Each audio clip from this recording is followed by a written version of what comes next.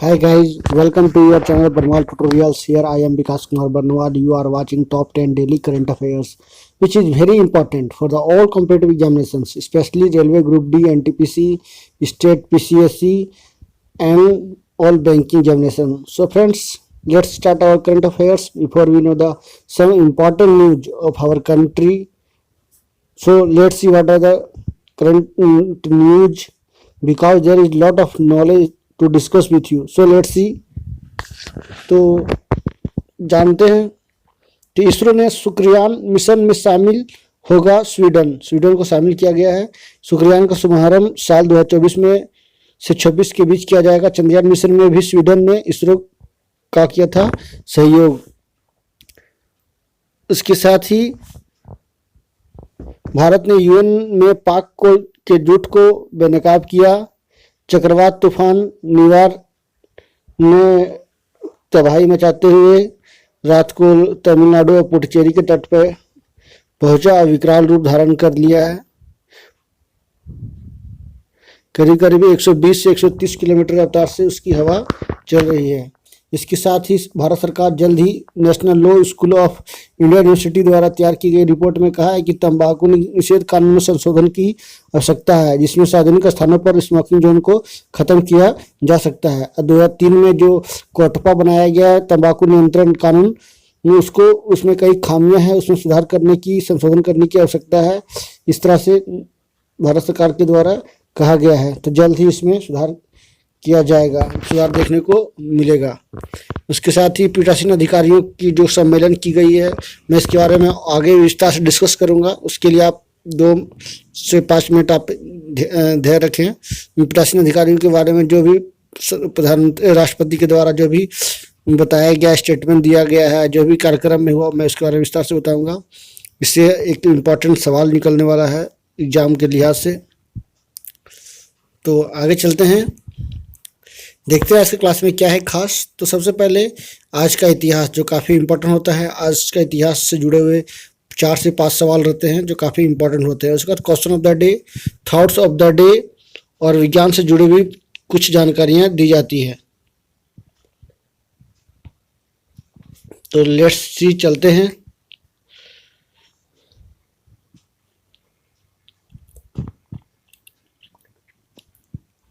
देखते हैं क्या है आज का इतिहास में खास।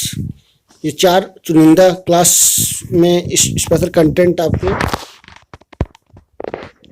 दिया जा रहा है। तो देखते हैं आज का इतिहास। आज ही के दिन वर्ष 1703 में तूफान में ब्रिटेन नौसेना ने के 1500 सैनिक मारे गए थे।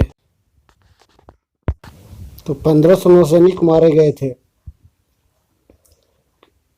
आज ही के दिन वर्ष 1926 में देश के मशहूर वैज्ञानिक और शिक्षाविद यशपाल का जन्म हुआ था। आज ही के दिन वर्ष 2012 में अरविंद केजरीवाल के द्वारा आम आदमी पार्टी का गठन किया गया था। आज ही के दिन वर्ष 1932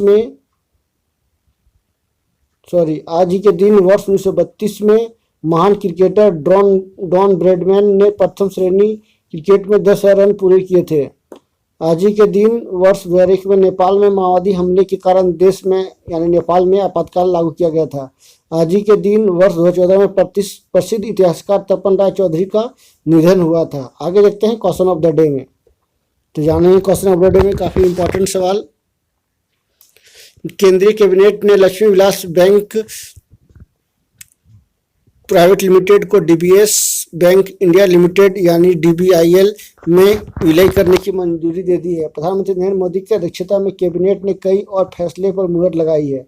कैबिनेट मंत्री प्रकाश जावड़ेकर ने कहा कि बैंक के ग्राहकों के हित को ध्यान में रखते हुए यह फैसला लिया गया है। उनके मुताबिक विलय के बाद जमाकर्ताओं के धन निकालने को लेकर किसी भी तरह का कोई रोक नहीं रहेगी। पहले रोक थी 25,000 तक पैसा निकाला जा सकता था। डीबीआईएल एक बैंकिंग कंपनी है जिसे आरबीआई के द्वारा लाइसेंस प्राप्त है। उसका बैलेंस शीट काफ़ी मजबूत है, उसके पास पर्याप्त पूंजी भी देखने को मिला है। इसी कारण से भारत सरकार और आरबीआई ने मिलकर लक्ष्मी विलास बैंक को मर्ज करने का सोचा है। 17 नवंबर को ही 30 दिन का अवधि के लिए मोरेटोरियम लगा दिया गया था। निदेशक मंडल के ऊपर एक प्रशासक की नियुक्ति भी कर दी गई थी, जिसमें ग्राहकों को 25,000 रुपया से ज़्यादा निकालने पर रोक लगा दी गई थी। तो इसको ख़त्म करते हुए जल्द ही इसको अब मर्ज कर दिया जाएगा। ये प्राइवेट बैंक है लक्ष्मी विलास बैंक। 20 लाख खाताधारकों को यानी अकाउंट होल्डर्स जो हैं वहाँ के लक्ष्मी विलास बैंक के 20 लाख हैं, उनको बड़ी राहत दी गई है। केंद्रीय मंत्री प्रकाश जावड़ेकर ने बताया कि लक्ष्मी विलास बैंक 20 लाख खाताधारक हैं। इस फैसले से उन्हें सुरक्षा मिलेगी। बैंक के 4,000 कर्मचारियों को की नौकरी भी सुरक्षित रहेगी। साथ ही जो भी लोग लक्ष्मी विलास बैंक को डूबने को जिम्मेदार हैं, जांच के बाद उन्हें सजा जरूर मिलेगी, उन्होंने स्टेटमेंट जारी करके कहा है। और करीब 20 लाख खाताधारक लक्ष्मी विकास बैंक के और 4,000 से अधिक कर्मचारी हैं जिनका नौकरी भी सुरक्षित रहेगा, ऐसा स्टेटमेंट जारी किया गया है। होना भी चाहिए, इतना बड़ा प्राइवेट बैंक था किंतु एनपीए के कारण डूब गया, ज़्यादा लोन बांट दिया गया था जिसके कारण से दिवालिया हो गया है। और हाल ही में भारत सरकार ने दिवालिया के लिए कानून भी बनाया है 2 दिन पहले ही, मैं उसके बारे में विस्तार से चर्चा करूँगा। तो ये था आज का क्वेश्चन ऑफ द डे। आगे देखते हैं current affairs. Top 10 daily current affairs में क्या है इम्पोर्टेंट। तो आप यदि करंट अफेयर्स देख रहे हो तो फटाफट पेन पेंसिल कॉपी लेकर रेडी हो जाना, ताकि इसका नोट्स अच्छा से एकदम बेसिक पॉइंट्स को पॉइंट टू पॉइंट नोट करना, ताकि इससे जुड़ा सवाल यदि एग्जाम में आए तो आप आसानी से इसको सॉल्व कर सको। ये मतलब एक तरह का काफ़ी इम्पोर्टेंट करंट अफेयर्स है। तो जानते हैं पहला करंट अफेयर्स। कांग्रेस के दिग्गज नेता पहले मैंने एक स्टेप आगे बढ़ गया। विजय सिन्हा को बिहार के 17वीं विधानसभा के अध्यक्ष के रूप में चुना गया है। काफ़ी गहमागहमी के बाद चुना गया है और उसमें काफ़ी स्टेटमेंट भी आया था अलग अलग तरह का। उनके पक्ष में 126 तथा विपक्ष में 140 विधायकों ने वहाँ पे मत दिया था। और उसके महागठबंधन के जो उम्मीदवार थे राजद नेता अवध बिहारी चौधरी थे, जो हार गए। विजय कुमार सिन्हा को स्पीकर बनाया गया, विधानसभा का स्पीकर बनाया गया और काफ़ी हंगामे भरा रहा। आगे देखते हैं। कांग्रेस के दिग्गज और संकटमोचक माने जाने वाले वरिष्ठ नेता अहमद पटेल का कोरोना से निधन हो गया। वे राहुल गांधी, सोनिया गांधी, राजीव गांधी सभी के साथ मिले हुए हैं, सभी के साथ उन्होंने मेल भाव के साथ काम किया है। तो उनका हाल ही में निधन हो गया। और उनके जो पुत्र हैं फैसल पटेल, उन्होंने ट्विटर के माध्यम से, और उनकी पुत्री जो है मुमताज ने ट्विटर के माध्यम से जवाब दिया है, बताया लोगों को। न्यूजीलैंड क्रिकेट के प्रमुख ग्रेग ब्राकले को अंतर्राष्ट्रीय क्रिकेट परिषद का नया स्वतंत्र चेयरमैन चुना गया था। काफ़ी इंपॉर्टेंट सवाल है। ग्रेग बार्कले को अंतर्राष्ट्रीय क्रिकेट परिषद यानी आईएससी का स्वतंत्र प्रभार यानी स्वतंत्र अध्यक्ष बनाया गया है। नेक्स्ट देखते हैं। राष्ट्रपति रामनाथ कोविंद ने नर्मदा तट पर 2 दिवसीय पीठासीन अधिकारियों का सम्मेलन का शुभारंभ किया, जिसमें उन्होंने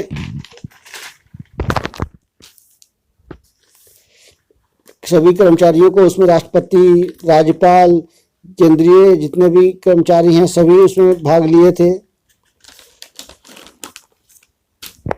उन्होंने संस्थाओं को आदर्श समन्वय के साथ समन्वय जरूरी बनाकर चलने के बारे में उन्होंने स्टेटमेंट जारी किया और बोला गया कि अमर्यादित भाषा या आचरण से जनता को पीड़ा होती है, इस तरह का व्यवहार आप ना करें। संसद और विधानमंडलों को जनहित के सर्वोच्च मंच बताते हुए उन्होंने पीठासीन अधिकारियों को आम सहमति अपनाकर फैसले लेने को कहा है। नेक्स्ट देखते हैं।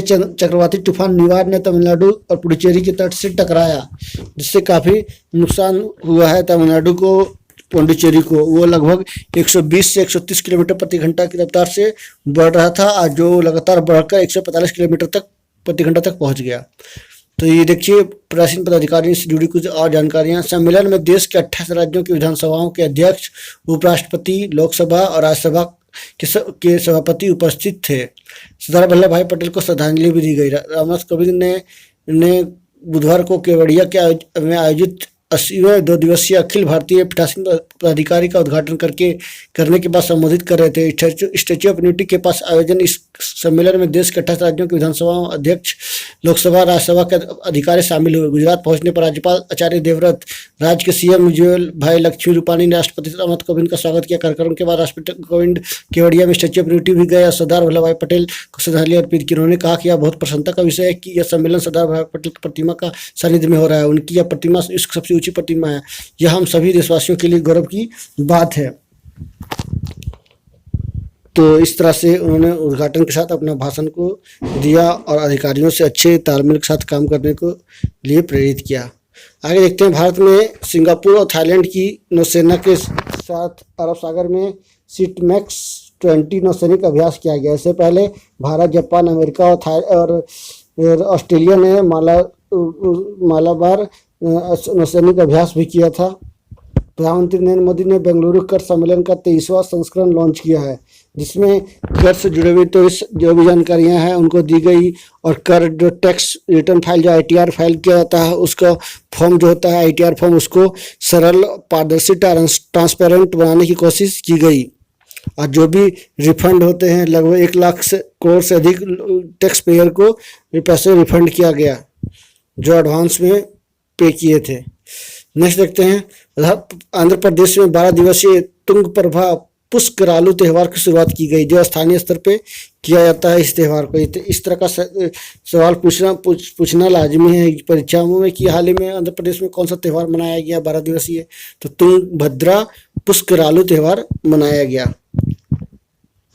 नेक्स्ट देखते हैं, इंदिरा गांधी अंतर्राष्ट्रीय हवाई अड्डा एशिया में 4++ कार्बन प्रत्यायन पाने वाला पहला हवाई अड्डा बन गया है।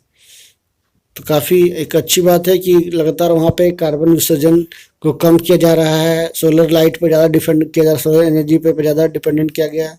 वहाँ पे हर जितने भी ऑफिस हैं या जितने भी यहाँ पे एनर्जी का यूज होता है सभी सोलर एनर्जी का उपयोग किया जा रहा है। नेक्स्ट देखते हैं, अर्जेंटीना के महान फुटबॉलर डिएगो माराडोना का 60 वर्ष में निधन हो गया। तो वो काफ़ी प्रसिद्ध फुटबॉलर थे जिन्होंने अपने जीवन काल में काफ़ी अच्छा परफॉर्मेंस किया और लोगों को प्रेरित भी किया फुटबॉल खेलने के लिए।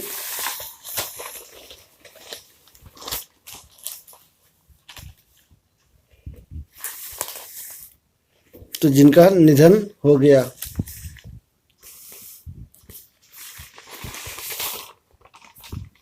तो बहुत ही पहुंचे हुए खिलाड़ियों में से एक थे जिनका निधन हो गया। नेक्स्ट देखते हैं कंट्री हंगरी के बारे में। हंगरी गणराज्य आधिकारिक तौर पर शाब्दिक अर्थ हंगरी गणराज्य मध्य यूरोप में पेनिनियन बेसिन में स्थित एक स्थल रूस देश है। इसके उत्तर में स्लोवाकिया और पूर्व में यूक्रेन, रोमानिया, दक्षिण में सर्बिया, क्रोएशिया, दक्षिण पश्चिम में स्लोवेनिया, पश्चिम में ऑस्ट्रिया स्थित है। इसकी राजधानी और सबसे बड़ा शहर बुडापेस्ट है। हंगरी यूरोपीय संघ, नाटो और ECD विसेग्राद समूह का सदस्य है और एक शेंगन राष्ट्र है। इसकी आधिकारिक भाषा हंगेराई है जो फिन्नो-उग्रिक भाषा परिवार का हिस्सा है। हंगरी दुनिया के 30 सबसे अधिक लोकप्रिय पर्यटन स्थलों में से एक है। लगभग प्रतिवर्ष 8.6 लाख पर्यटक 2007 के आंकड़ों के अनुसार यहाँ पहुँचते हैं। विश्व भर में सबसे बड़ी गर्म जल की गुफा प्रणाली स्थित है। गर्म जल की सबसे बड़ी झीलों में से एक हेवी झील यहीं स्थित है। इसके मध्य में यूरोप की सबसे बड़ी झील बलातोन झील है। हंगरी सरकार एक संसदीय गणतंत्र है जिसे 1889 में स्थापित किया गया था। हंगरी की अर्थव्यवस्था एक उच्च आय अर्थव्यवस्था है देखा जाए तो, और कुछ क्षेत्रों में यह क्षेत्रीय अगुआ है। इसका जो अंग्रेजी वाक्य है नहीं है, राष्ट्रवाक्य नहीं है। राष्ट्रीय गान जो है भगवान हंगरी के लोगों को आशीष दे। इसका मैप में देख सकते हैं ग्रीन सिग्नल दिखाया गया, वो हंगरी का क्षेत्र को दर्शा रहा है मैप में, ग्लोबल मैप में। तो हंगरी काफ़ी प्रसिद्ध देश है जहाँ ज़्यादा पर्यटक पहुँचते हैं। राजभाषाएँ तो मैंने बता ही दिया, हंगेरियन मेयार जिसको कहा गया है। क्षेत्रफल जो है लगभग 93,030 वर्ग किलोमीटर है। जल जो है 0.47% है। जनसंख्या तो लगभग 10 लाख से अधिक है। 1,98,315 के आसपास है। सकल घरेलू उत्पाद $1,69,875 मिलियन है। 48वां उसका क्षेत्र इसमें आता है विश्व में। दूरभाष कोड 36 से इंटरनेट TLD.HU है। प्रति व्यक्ति आय जो है 17,405 है। 40वां ये देश माना जाता है। मुद्रा फॉरेंटिन HUF और मानव विकास सूचकांक में 10 स्थान इसका है। समय मंडल जो है UTC+1 है और UTC+2 CEST में है और CET में UTC+1 है। तो ये था हंगरी से जुड़ा हुआ तमाम तरह की जानकारियाँ। आई होप आपको समझ में आया होगा हंगरी के बारे में, मैंने अच्छे से बताने की कोशिश की है। नेक्स्ट मैं एक नए देश के साथ फिर से मिलूँगा। आगे देखते हैं कुछ और जानकारियाँ। इंडियन इंटरनेशनल मैरीटाइम ऑर्गेनाइजेशन यानी अंतर्राष्ट्रीय समुद्री संगठन, international maritime organisation is a specialised agency of the United Nations. United Nation का एक स्पेशल एजेंसी है। It is global standard setting authority with responsibility to improve the safety and security of international shipping and prevention of marine and atmospheric pollution by ships. Its main role is to create regulatory framework for the shipping industry that is fair and effective, universally adopted and universally implemented. It was established by means of convention adopted under the auspices of the United Nations in Geneva on 17th March 1948 and met for the first time in January 1959. Headquarters London, United kingdom में है। Founded 17 मार्च 1948 को किया गया था। ये काफ़ी important सवाल है, इससे आप जरूर इसको याद रखें। जल जीवन मिशन के बारे में मैं बताऊं कि जल जीवन मिशन में जो है सप्लाई लगभग प्रत्येक व्यक्ति को 55 लीटर किया जाता है शहरों में, एवरी रूरल हाउस होल्ड गाँव में, through functional household tap connections by 2024 में सभी गाँवों में 55 लीटर प्रति व्यक्ति के हिसाब से पहुँचाने का लक्ष्य रखा गया है। JJM यानी जल जीवन mission focuses on integrated demand and supply side management of water at the local level, creation of the local infrastructure of source sustainability measures and mandatory elements like rainwater harvesting, groundwater recharge and managed of house government programs schemes। तो north east state में भी काफ़ी इसका सुधार करने को मिल रहा है। हिमालय जैसे क्षेत्रों में भी पानी की जरूरत को देखा गया है। आगे देखते हैं इंसॉल्वेंसी के बारे में। तो ये भारत का जो है इंसॉल्वेंसी दर जो है देख सकते हैं 4.3 है, ये जो काफ़ी खराब स्थिति है। वर्ल्ड बैंक 2015 की रिपोर्ट के अनुसार टाइम टू रिजॉल्व इंसॉल्वेंसी, तो भारत सरकार ने हाल ही में एक इंसॉल्वेंसी IBC